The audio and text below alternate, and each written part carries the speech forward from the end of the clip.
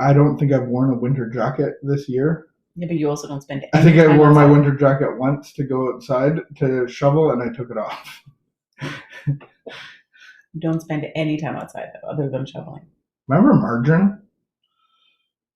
Margarine? We have not bought margarine. Oh, margarine. I don't know how long, but I grew up on margarine.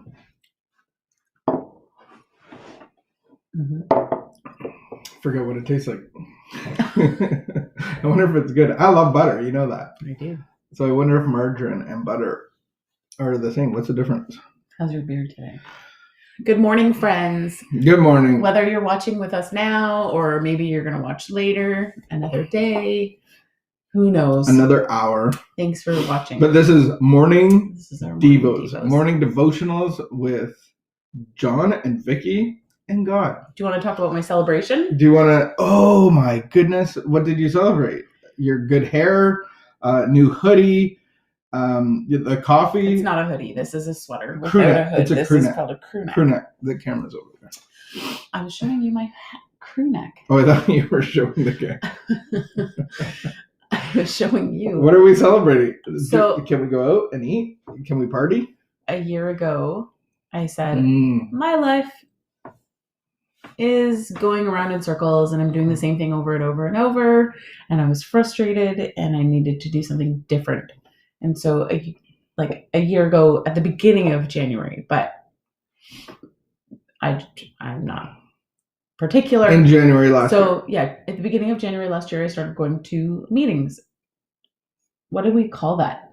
Step group meetings?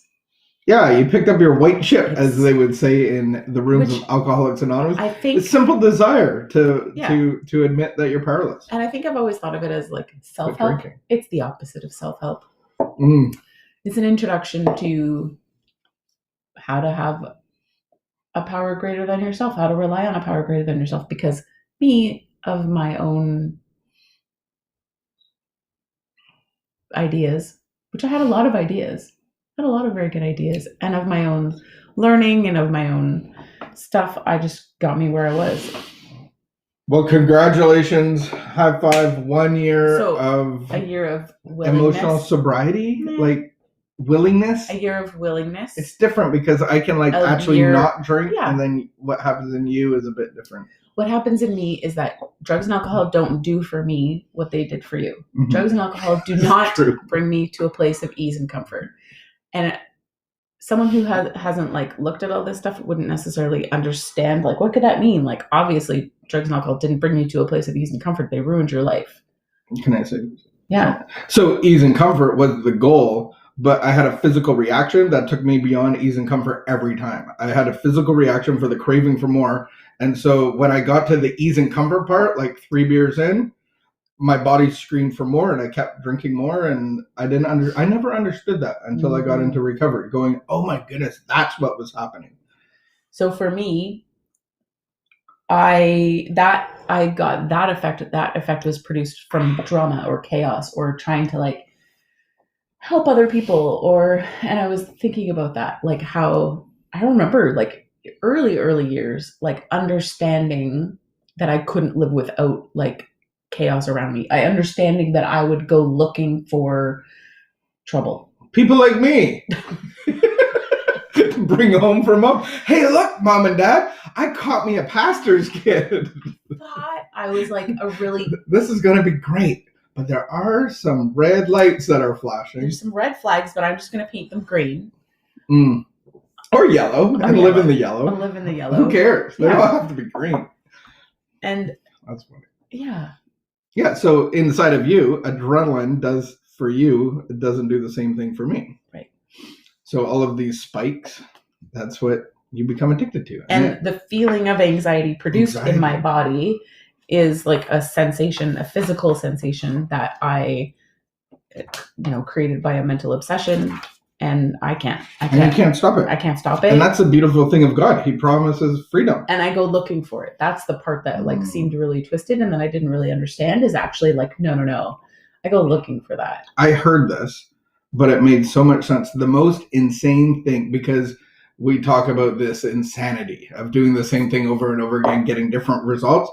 I don't really like that example because I'm actually expecting different results, but I keep doing the same thing knowing that the results are going to be the same. So the most insane thing that I can do is when I am cold stone sober, I go drink. Right. Like, so it's like, am I choosing to do that? Right. I'm not, that's insanity. Mm-hmm.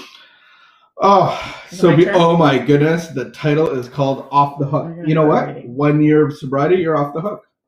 I don't think that's what this is going to tell us, but we can learn not to get hooked into, we can learn not to get hooked into unhealthy, self-defeating behaviors in relationships. Behaviors such as caretaking, controlling, discounting ourselves, and believing lies. We can learn to watch for and identify hooks and choose not to allow ourselves to be hooked. Often people do things consciously or without thinking that pulls us into a series of our self-defeating behaviors we could call codependency. More often than not, these hooks can almost be deliberate, and the results are predictable. Someone may stand before us and hint or sigh about a problem, knowing or hoping that a hint or sigh will hook us into taking care of him or her. That is manipulation. When people stand around us and hint and sigh about something, then coyly say, "Oh, never mind, that's not for you to worry about," that's a game. We need to recognize it. We're about to get sucked in if we allow that to happen. We can learn to insist that people ask us directly for what they want and need. What are the words, the signs, the hooks, the hints, the cues that hook us into a predictable and often self-defeating behavior? What makes you feel sympathy, guilt, responsible for another person, another adult especially?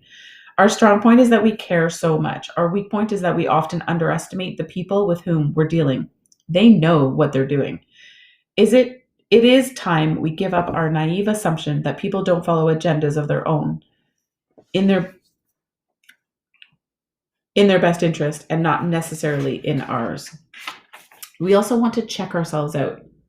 Do we give out hooks, looks, hints, hoping to hook another? We need to insist that we behave in a direct and honest manner with others instead of expecting them to rescue us. If someone wants something from us, insist that the person ask us directly for it and require the same from ourselves. If someone baits the hook, we don't have to bite it. Today, I will be aware of the hooks that snag me into caretaking acts that leave me feeling victimized. I will ignore the looks, hints, and words that hook me and wait for the directness and honesty I and others deserve. Man, coming hard with a fishing analogy. Fishing. Get that hook in. I don't like the wording about other people like setting hooks and stuff. They know what they're doing, and I would say that most of us don't know what we're doing, but it's our job not to react. When I feel that reaction rising up, I'm pretty sure that you didn't like plan your first half hour how to hook me. Right. And so I'm not planning bad for you. I think it's important to, because that's a judgment. It is a judgment. And I think it's really important to give people the benefit of the doubt. I never like to decide other people's motives for them. They're trying to hook me. It's a terrible way of thinking, and it makes me actually extra resentful and puts you in victim mode. Exactly, and puts me in victim mode. And so I actually really truly do believe that most people are trying to do the best that they can with what life has given them. And we them. all say dumb things, and we don't and get into we'll patterns. Do a sigh that made me laugh. Like, and I thought, it took a little bit. But that's a hook, right? That could be a hook if you're willing to bite it.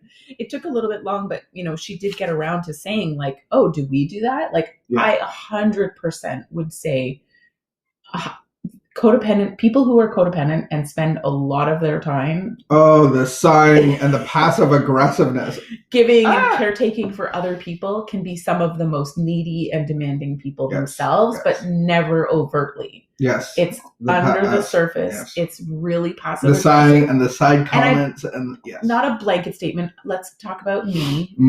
Wow, this 1 year of recovery you're so sharp. I 100% really wanted you and expected you and was very disappointed if you couldn't figure out why I was upset. And I mean, truthfully, most of the time, I don't think I really knew why I was upset because I didn't actually sit long enough or get quiet enough or ask myself what was going on inside of me.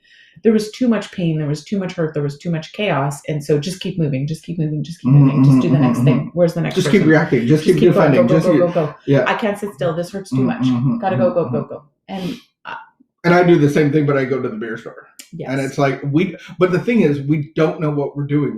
We're being blindly driven by fear. And so it's not like we're choosing to do these things. But I think this is beautiful in the fact that we can let each other off the hook. Yeah. Man, you said a dumb thing. Okay, you never do that, but I do that all the time. Sure I do. I say lots of dumb things. Or can I take you off the hook? Yeah. Can you take people off the hook? Or just shut off the news, or don't look at Facebook. Stop getting hooked. It's our responsibility. I really like not having social media on my phone. That's another conversation. But that's about getting hooked. It is. Yeah. So take responsibility and don't get hooked. Let people off the hook. Have a great day.